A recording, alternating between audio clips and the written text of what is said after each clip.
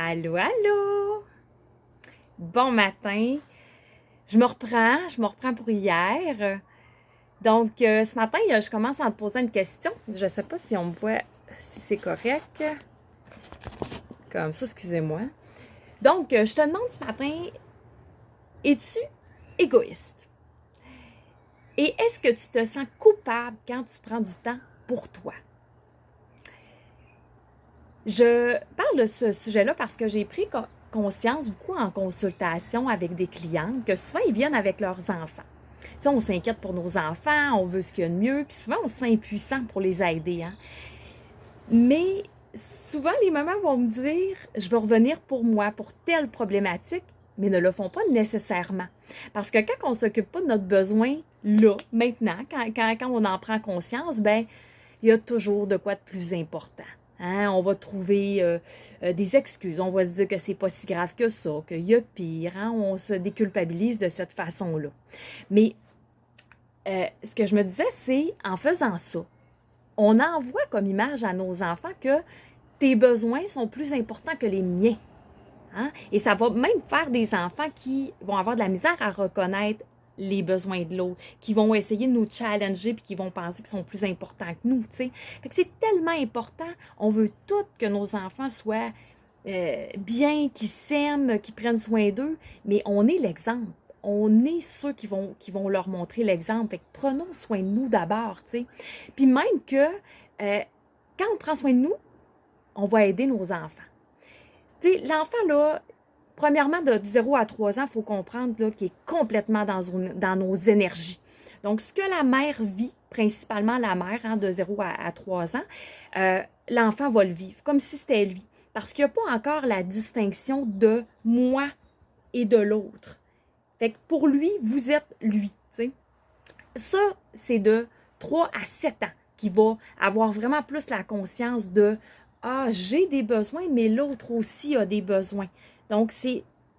Puis même, c'est vrai, vers 7 ans, vraiment, là, qu'il va acquérir cette compétence-là. Fait que c'est pour ça que c'est à 7 ans qu'il va être en mesure de plus partager, qu'il ne fera pas de crise si vous lui dites d'attendre. Parce que là, à ce moment-là, il y a la conscience de « Ah, OK, j'ai des besoins, mais maman est en train de faire ça, elle a ses propres besoins. » t'sais. Fait que c'est tellement important de leur montrer l'exemple. Et je pense que pour être capable de s'occuper de soi, il faut se défaire d'une peur qu'on a, et c'est celle d'être égoïste. On a appris comme que s'occuper de nous, c'était mal. Et comment qu'on fait ça, en fait, prendre soin de soi? Bien, ça va être de comprendre qu'il y a une différence entre être égoïste et être égocentrique. Hein? Les deux viennent de l'ego, mais être égoïste, c'est penser que l'autre doit répondre à mes besoins avant les siens. C'est ça, la vraie définition d'être égoïste. Puis un égoïste qui est sain, que je vais appeler, je pourrais dire que c'est l'amour de soi aussi. Bien, c'est justement de reconnaître mes besoins, de les combler et tout en respectant ceux des autres. Après ça, tu as l'égocentrisme. Là, c'est différent. L'égocentrisme, c'est « je me moi ». Mes besoins sont plus importants que ceux de l'autre. La terre tourne autour de mon petit nombril. C'est ça, être égocentrique. Hein? Et on se promène hein, d'une phase à l'autre. J'ai fait un petit dessin. Ici, tu as l'égocentrisme dans cette polarité-là. Si tu vas un petit peu plus loin, tu as le narcissisme. Hein? Quelqu'un de narcissique, là, il s'aime beaucoup au détriment des autres. Après ça, tu as l'égocentrisme. Et plus tu te diriges vers le centre, bien, plus tu es dans un égoïsme malsain.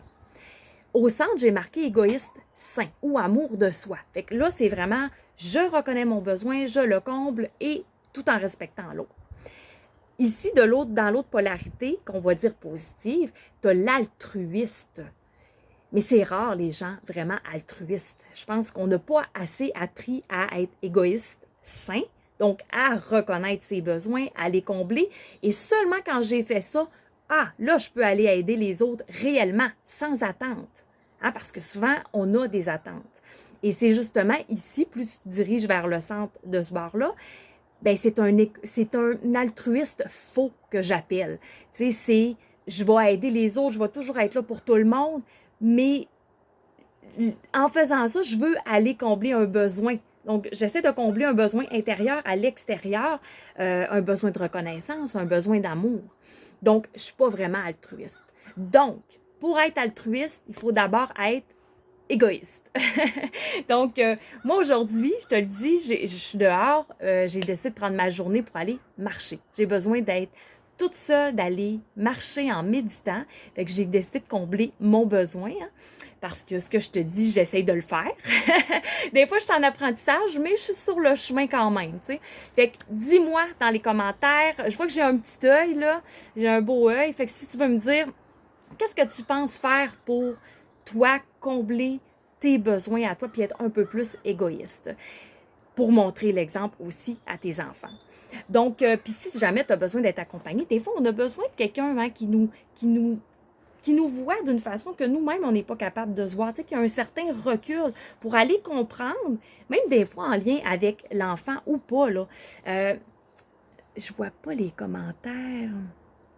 Bon, on a besoin des fois d'aller comprendre nos pensées, nos croyances qu'on entretient face à l'enfant, face à ce que lui vit pour l'aider. T'sais. Donc, si tu as besoin d'être accompagné, tu m'envoies un petit courriel et ça va me faire plaisir de marcher ce chemin-là avec toi. Tu vas aller lire et marcher, Audrey, c'est bon, je t'encourage. C'est le fun. Moi aussi, moi, lire là, au soleil, il n'y a rien de plus agréable. c'est plaisant. Fait que, Audrey, on va peut-être se croiser. Je te souhaite une belle journée, puis je vous souhaite tous une belle journée, une belle semaine. Bye!